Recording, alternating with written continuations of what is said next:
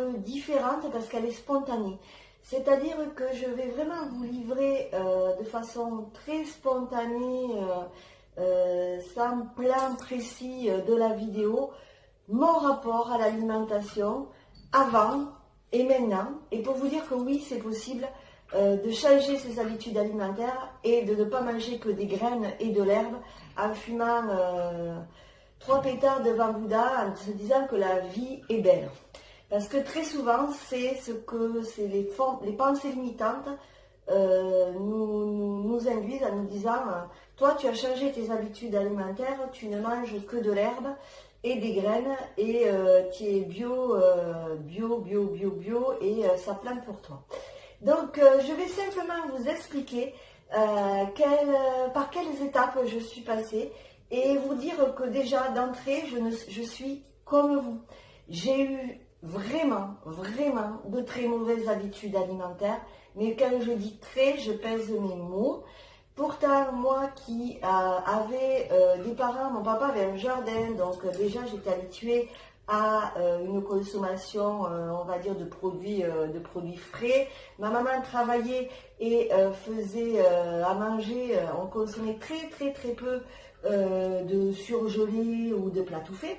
Pour autant, quand je suis rentrée, on va dire, dans l'âge du jeune adulte que je suis partie à l'école d'infirmière, pompelope, j'ai vraiment accentué ces mauvaises habitudes alimentaires et malheureusement, j'étais celle qui buvait du coca, c'était ma religion, le coca, la pâte à tartiner commença par un N également.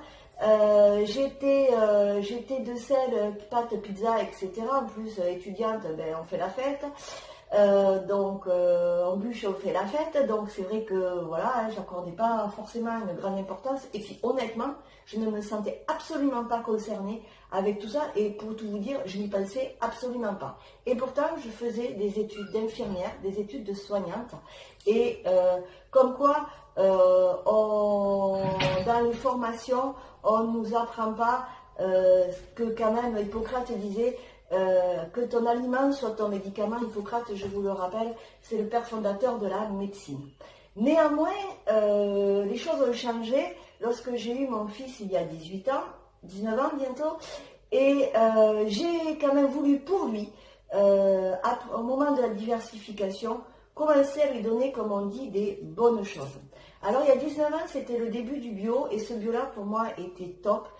Je ferai peut-être une aparté sur le bio de maintenant qui pour moi, il y a du bon bio de producteurs locaux et un bio plus business dans les supermarchés et qui n'est pas du tout local. Donc je vois pas pourquoi, je vois pas les bienfaits de tout ça parce que d'abord consommer en conscience, c'est consommer local et pas transformé. Et des biscuits bio de supermarché, pour moi, je trouve ça absurde, puisque, ok, c'est marqué bio, mais votre blé, il va pousser effectivement sur des terres bio, mais votre blé, il est OGM, il est via Monsanto, il est donc modifié, et en plus, le sucre, les gâteaux sont autant sucrés, donc je vous invite vraiment à regarder et la provenance et les étiquettes, et manger non transformé. Mais ça, c'est un autre sujet. Et donc là, à ce moment-là, c'était le début de l'ère des Biocoop, mais pas les Biocoop supermarchés comme on voit. C'était des trucs un peu glauques, hein, et c'était vraiment un sous-sol où effectivement, là, à ce moment-là, c'était quand même assez cher. Et où on achetait du bio.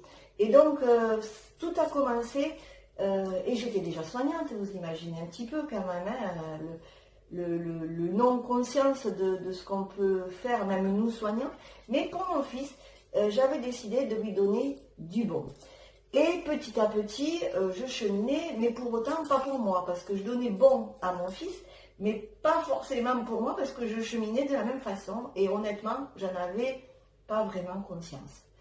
Et puis la maladie est arrivée, et c'est là que j'ai rencontré le professeur Henri Joyeux, qui m'a dit clairement, il faudrait quand même changer tes habitudes alimentaires, parce que quand même, tu as 30 ans, faire un cancer, c'est juste c'est dommage quoi. Mais bon, honnêtement, je vais vous dire, cher gourmet, quand il me l'a dit, je m'en foutais. J'étais absolument pas consciente et j'ai continué, sans problème. Et pour autant, quand même, j'ai cheminé. Et puis, j'ai tissé avec le professeur Henri Joyeux des liens, on va dire, professionnels, si on peut dire, puisqu'il m'a appris la santé, la nutrition en tout cas, et l'alimentation. Et j'ai pu, au fil du temps, grâce à mes expériences de vie, organiser des conférences pour le faire découvrir. Et petit à petit, quand même, les prises de conscience étaient là. Néanmoins, ça a mis beaucoup, beaucoup de temps. Et puis, un jour, après avoir cheminé, après avoir commencé à changer mes habitudes alimentaires, en consommant moins de laitage de vache, en me documentant, en lisant, j'ai eu la chance de pouvoir créer une association qui s'appelait Consommation. Mais je pense que je n'étais absolument pas prête pour la faire tenir. Et c'est là que, effectivement, j'ai commencé à entendre, mais toi tu bouffes que de l'herbe, toi tu bouffes que des graines, on peut pas, la bouffe c'est la vie, tu ne vis pas, tu es enfermé, alors que pas du tout, parce que, mais j'arrivais pas à l'exprimer correctement, j'étais plus dans une colère de vouloir faire passer ce message et dire aux gens, mais non, ce n'est pas ça. Regardez, j'adore faire des apéritifs avec les gens que j'aime, j'adore partager. Si je dois manger un cassoulet, je le mange, et sans problème, et je ne me dis pas, mon Dieu, qu'est-ce qui s'est passé, demain je ferai attention.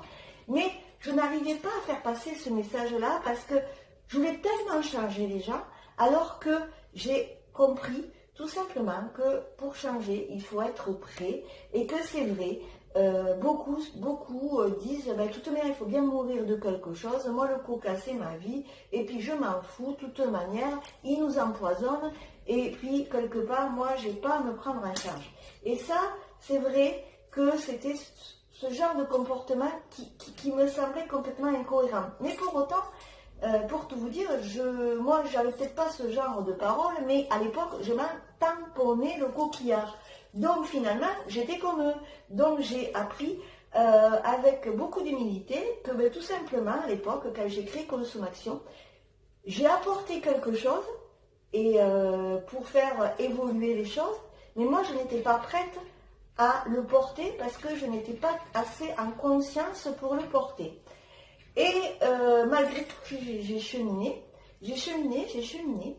Et je suis tombée il y a 2 ans ou 3, alors là par contre au niveau du temps, je crois que ça va faire 3 ans, sur Lilo Massé et le défi des 100 jours alimentation consciente. Et là je me suis dit, tiens, pourquoi pas. J'étais dans une période où je commençais un travail intérieur et je me suis dit, tiens, pourquoi pas. En gros, tu vas le faire pour voir un petit peu ce que ça donne et puis tu vas faire ton expérience. Et là, ce défi a été une révélation parce que je me suis rendu compte que entre ce que m'avait appris le professeur Joyeux et ce que j'apprenais encore de lui et ce que j'apprends encore tous les jours, il y avait un lien entre notre façon de nous alimenter et tout le pan de nos émotions, de nos pensées limitantes, de nos croyances, en fait, qui sont dans notre intérieur et qui sont liées à notre éducation, à notre passé plus ou moins douloureux, et qu'en fait on avait à travailler ensemble. Et là je ferai une vidéo très vite sur la santé et j'ai compris qu'en fait l'alimentation c'était ce qu'on mettait dans notre bouche et de qualité, à cette prise de conscience qu'on peut avoir que chaque acte individuel, chaque acte d'achat conscient a une influence sur le collectif, mais aussi que l'alimentation, si on voulait vraiment la changer, ça avait un rapport avec nous-mêmes, notre être intérieur, et de faire ce travail intérieur, de savoir quelle relation on entretient avec l'alimentation, et que l'un et l'autre étaient indissociables. Et à partir de là, j'ai voulu mettre à profit toute mon expérience de santé et de dire que maintenant j'ai un début de réponse et je vais travailler sur moi pour vous inspirer. Et à partir de là, j'ai acheté le vitaliseur de Marion que je connaissais depuis très longtemps, mais je n'avais pas fait le pas. Et je me suis aperçue qu'une alimentation consciente, c'est changer ses habitudes d'achat, c'est être acteur de ses achats, acteur de son alimentation, acteur de sa cuisson, et que finalement, on était conscient de ce qu'on vivait et que ça n'empêche absolument pas de partager des bonnes choucroutes, des bons cassoulets de temps en temps, des bons repas en sauce entre amis, un bon resto, et de ne pas se dire ah là là, j'ai changé mon alimentation, mon Dieu, j'ai fait un écart, demain je ferai attention. Parce que moi, je ne raisonne absolument pas comme ça. Moi, je profite de l'instant présent. Et si j'ai à boire un bon rosé, je le bois. Si j'ai à boire un bon apéritif, je le bois. Si j'ai à manger un bon cassoulet, je le bois. Si j'ai à manger un sandwich, je le mange en conscience et je le partage. Voilà. Mais ce n'est pas une habitude, c'est des moments qui sont différents. Et c'est vrai qu'en plus, on a cette habitude, et on le fait croire, parce que les médias sont très forts, que changer ses habitudes alimentaires, ça coûte cher. Pas du tout, parce qu'on change ses habitudes d'achat. On change sa façon d'acheter. On va beaucoup moins au supermarché. Donc, on consomme moins des aliments dont on n'a pas besoin. On consomme local, pas forcément bio, mais raisonné. Et quand on va chez son producteur local et qu'on lui demande comment il cultive, même s'il n'a pas le label bio et qu'il vous inspire et qu'il cultive sereinement mais sainement, il faut y aller. Donc là, c'est vrai que moi, au niveau des magasins bio, des supermarchés bio, pour moi, il y a une forme quand même de business, parce que je suis désolée, mais des courgettes d'Espagne bio, pour moi, je préfère acheter des courgettes de producteurs dont je sais la façon dont ils cultivent, parce que moi je préfère donner mes sous à un producteur local qu'à l'Espagne, parce que ce producteur local, il a besoin aussi de vivre, et qu'ils sont nombreux à proposer de belles choses. Après, je ne suis absolument pas contre les enseignes bio, loin de là, parce que je m'y sers en céréales, etc. Mais je pense qu'il faut avoir une certaine conscience, et ces enseignes-là sont magnifiques. Si elles existent, c'est pour qu'on puisse s'en servir, mais s'en servir en conscience, et tous ces gens qui y travaillent sont très souvent des gens d'une ouverture magnifique et qui apportent beaucoup de conseils. Et je vous invite vraiment à vous rapprocher de ces personnes qui travaillent dans les magasins bio, parce qu'ils ont une connaissance très souvent des produits qu'ils vendent, et conseillent vraiment par expérience vraiment leurs clients. Donc voilà, je ne diabolise absolument pas les magasins bio, mais simplement nous, avoir cette conscience d'achat quand on va dans un magasin bio, là oui, c'est important. Donc voilà, c'est un cheminement. Après, j'ai eu un cheminement sur le petit déjeuner. Moi qui étais adepte du Nutella, j'ai dit, tant pis, je ne le couperai pas. Des pâtes à tartiner en tout genre, du pain, de la confiture. C'est vrai que maintenant, j'ai complètement changé. C'est une étape que je vis en ce moment. Ça a été très dur de lâcher ces pensées limitantes que j'avais sur le petit déjeuner. Et lorsque j'ai découvert l'hyperglycémie réactive, j'ai compris que malheureusement, je faisais partie de celle-là, et on en fait tous partie tous les matins. Nous avons, si nous mangeons un déjeuner sucré, une hyperglycémie réactive, même si on ne la ressent pas, et pourtant on l'a. Donc voilà, ça a été un cheminement très long, et si j'ai cheminé comme ça, c'est que j'étais prête à le faire. Et chacun est prêt au moment où il doit l'être. Ce n'est pas une course, c'est simplement des prises de conscience qu'on doit avoir, et on est tous sur un chemin, et chacun à son rythme, on les aura. De toute manière, le monde est en train de bouger. Les nouveaux paradigmes arrivent, et en matière de consommation, d'achat et d'alimentation, ça bouge beaucoup, beaucoup à ce moment. La preuve, c'est tous les scandales sanitaires, et il y en aura d'autres pour faire prendre conscience. Mais ce qu'il y a, c'est qu'il n'y a pas quelqu'un de plus évolué que d'autres. On est tous à notre place, et ce que j'ai envie de vous dire, c'est qu'on est tous à notre place, et chacun évolue à son rythme. Il n'y a pas de plus, il n'y a pas de moins, on est tous égaux. Et on est tous là pour s'apporter quelque chose et co-créer les changements ensemble. Donc cette vidéo, voilà, je la voulais spontanée, je la voulais sans chichi, et j'espère qu'elle vous aura plu.